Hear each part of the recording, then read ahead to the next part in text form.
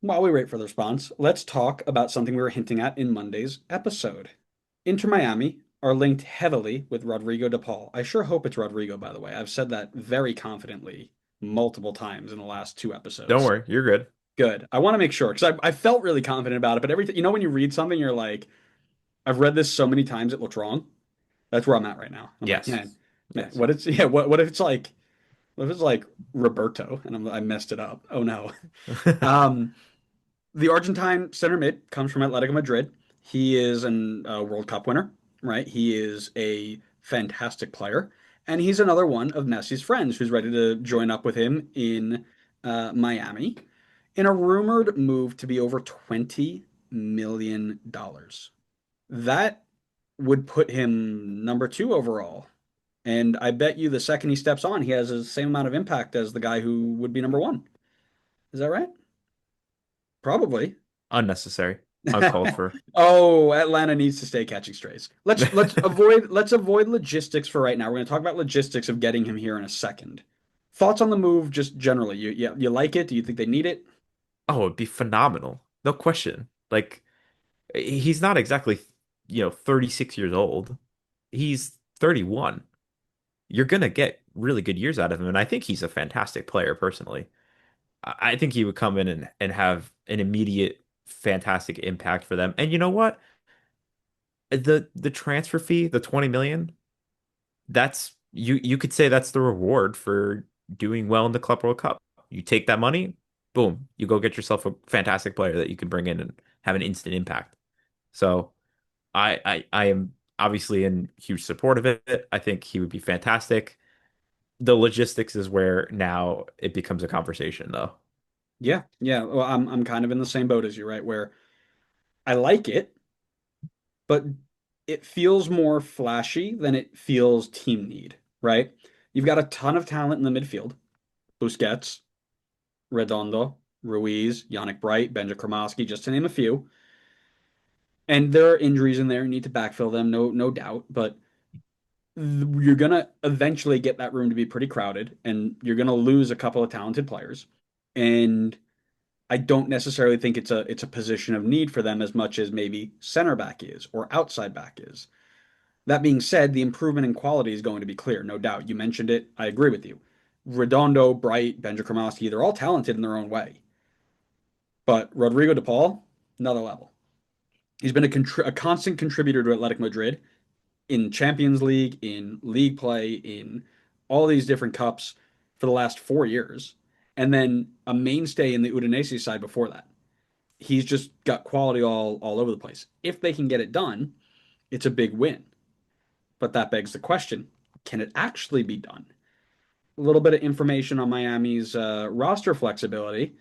It's about as flexible as a piece of carbon fiber steel. Probably about as flexible as me. Yeah, well, And listen, I'm not carbon very carbon flexible. fiber steel, a little bit stronger. I They also have do. That was no my nickname in college. I also have no They idea if called that me they called me carbon fiber steel. they called you carbon fiber steel cone. Yeah. Yeah, I work in glass, so I It's a have bit of no a idea if mouthful. that's true, by the way. But as of May this year, Miami has three designated players.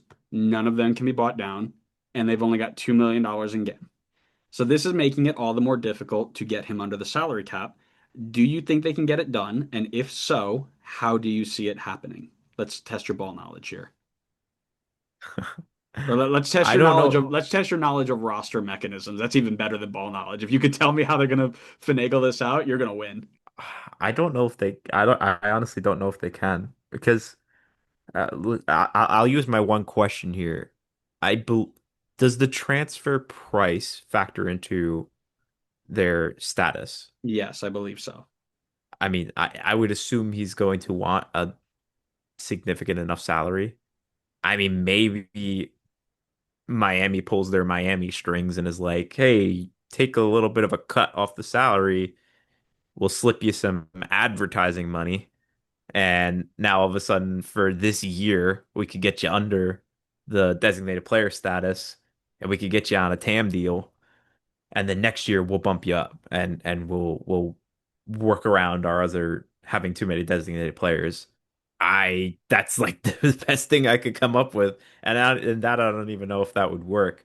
I mean, he'd have to be willing to kind of have some weird ways of working around his salary in order to come play with Messi, which I wouldn't put out of the realm of possibility. I mean, I think people would be willing to do that. It's not like he hasn't played with Messi before, though. He played with him in the national team, so it's not like this is my one opportunity. But man, it's going to be hard. Or we're about to see the Beckham rule come into play.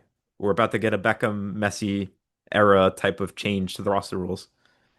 Yeah, well, that's what I keep seeing is either, oh, they're gonna bend all the rules for him, and Miami's gonna build their super team because Don wants Messi to be happy, or um, they're gonna do something sketchy. I don't think it's actually it's gonna get done, and I don't think it's gonna be as difficult as people think they do that it is. Rodrigo de Paul makes nearly 7 million euros a year for the last few seasons. He's almost on 30 million over the last 5 years. If you think that he's not going to take this deal where it's like, hey, play for half a million, because they did this with Jordi Alba, I think 2 seasons ago, where they said, hey, come in mid-season, play on a TAM level for half a year. Busquets is probably done by the end of the year. I think he retires, and then he just goes, okay, great, we have a DP spot. Here you go, Rodrigo. Like, I don't think it's going to be all this mental manipulation of roster rules and stuff. Like I saw somebody who's trying to put out like this really clever version of how this is going to get done, where Charlotte's going to pay $7 million in GAM, and they're going to buy down Busquets with all this money, which you can't do because there's a limit that you can't go by, and also Charlotte has literally $0 of GAM, and if they sell Pat, they will have $3 million of GAM. Like it just none of it lines up. And anyways, I keep seeing all this stuff like people trying to mental manipulation. It's not that hard, guys. He's just gonna go in, say, yeah, I'll play for 10 games for, $700,000, and then when Busquets goes in, he goes, "Okay, yeah, I'll take my 5 million now," because he'll take a pay cut to come play with Messi for a little bit, no doubt. Yeah, I'll take my 5 million or whatever Busquets is making. Yeah, match me, no problem, right? And there's the issue that they have no international spots open right now, but David Martinez, their center back, is his loan ends at the end of the month. So when David Martinez goes, Rodrigo de Paul takes the international spot. Like, there's not a ton of mental manipulation you need to do to realize that this could work. And while that means that Inter Miami is going to have a ton more center back questions because they're losing another center back, they'll have the roster space to add him. And I don't think it's going to be too complicated. I think it's going to suck. And I think you're going to see all these people put their hands up and say, this isn't fair, super team, parody, blah, blah, blah, blah, blah. And it's going to happen. Like, I'm not too worried about it happening. Can I say something maybe a little bit controversial here? Is it anything against DC? It's not. Oh, well then no. I told you what the safe space was for. Everything else you're going to get bullied for. Okay. Okay.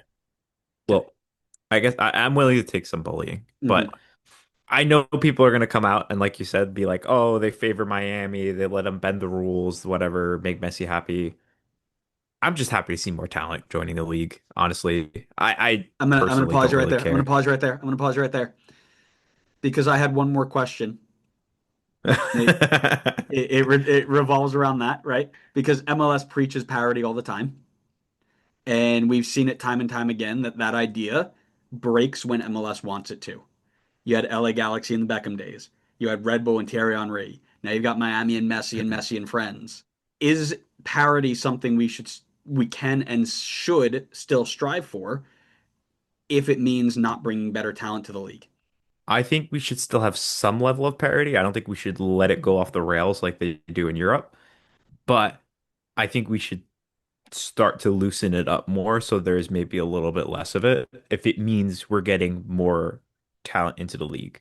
If losing a little bit of parity means we get to see more players of the quality of Rodrigo de Paul come into Major League Soccer, I'm kind of willing to do that. And honestly, and I'm sorry to say this for the fans of these sorts of teams, it I mean it's punishing them, but it's like it should realistically be punishing the owners that are not willing to invest and spend money and use their roster rules. And I understand that teams aren't going to have the same advantages that Miami does with Messi, Like, people are going to be willing to come over, take pay cuts, take weird wages in order to make things work to play with Messi.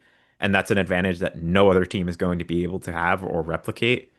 But hopefully it encourages other owners to spend money and try and be competitive with them so that they can, get the same sort of reputational boost, the same sort of money from these competitions like Club World Cup. I just think like it's gonna hurt the owners like Saputo who just won't spend any money or fill out their roster spots. So I am in favor of losing some parity to improve the level of the league. Yeah, I'm with you here. I think that's kind of where I'm at is I'm okay if we start moving away from this idea of complete parity, right? And quite frankly, we've kind of not been there for a while. It's just been something that MLS media and personalities have preached for a while, but we've been away from it for a while. I mean, think about the Toronto Seattle days, right? There are only two teams that could ever get to the final. Toronto Seattle for like 4 years, right? Portland snuck in there every once in a while, whatever. But you know, in terms of top of the table, that's one thing. But for the most part, you have your top teams and your bottom teams, right? But what we see is that those teams that are at the bottom, they are okay, right? Let's look at Chicago Fire, right? We're 30 years on. We're a bit more stable in our fan base. We're a bit more stable in our ownership. Owners can, deal with that. And Chicago Fire have been at the bottom for 15 years, and they are okay, right? They're not dying. They're still fine. They're building a brand new stadium. It's great. I'm getting behind this idea that a team that is consistently strong and good for general audiences, right? The super team, if you will. I do this at the start of every season that I coach. I ask my players to give me a little bit of information about them, name, position, things like that. But then I always slide in your favorite team worldwide and your favorite team in America if it's not the same. Top three answers: Real Madrid, Barcelona, Man City, Liverpool, kind of that mix, and Inter Miami. How many Inter Miami games do you think that these kids have watched this year? Probably none, Probably right? plenty. Yeah, we're Yeah. not they're not sickos like you and I. Well, maybe me, because you have probably watched as many as they have. But it's because Messi's there and the former Barcelona players are there and they're successful and they're playing against Porto and they're scoring goals against Porto and the clips are going wild. If you have a team that wants to spend the money and go get better players that will make them better, let's have it, right? If that means that they're going to be at the top for a few years, sure. You still have roster restrictions that will maybe prevent them from just taking all the money and staying there, but you'll attract a new set of eyeballs. And while not every one of them is going to turn into a diehard, if you convert the 10%, that's how you start, right? We talked about it with the Messi deal. The Messi deal wasn't supposed to bring in 2 million eyes tomorrow. It's supposed to bring 2 million eyes over a significant amount of time, right? And that's what I see here is if we were to get this super team, so long as we're not hurting anything else, I don't think it's the worst thing in the world. I agree. Yeah, I mean, I think it's better for the league long term to start to reward the owners that are willing to try. I'm kind of tired of keeping these crappy owners are like in the loop in and around the other teams in the league while they just continue to not care and not spend. Like, it's time, like, not every purchase is going to work out. I mean, look at Atlanta this season, right? They spent plenty of money. They had a very exciting offseason and it hasn't worked out. But at least they're trying. There are a few owners in this league that just do not try. The Mm-hmm. minute they get anybody successful, they sell them. They don't replenish the team. They don't utilize their roster spaces, and quite frankly, they should be punished for it. And if they and I hate to say that because I don't think the fans deserve it. The fans are great, and I don't want them to have to suffer through that. But if suffering through it means you get new ownership who actually care, then it might be worth it.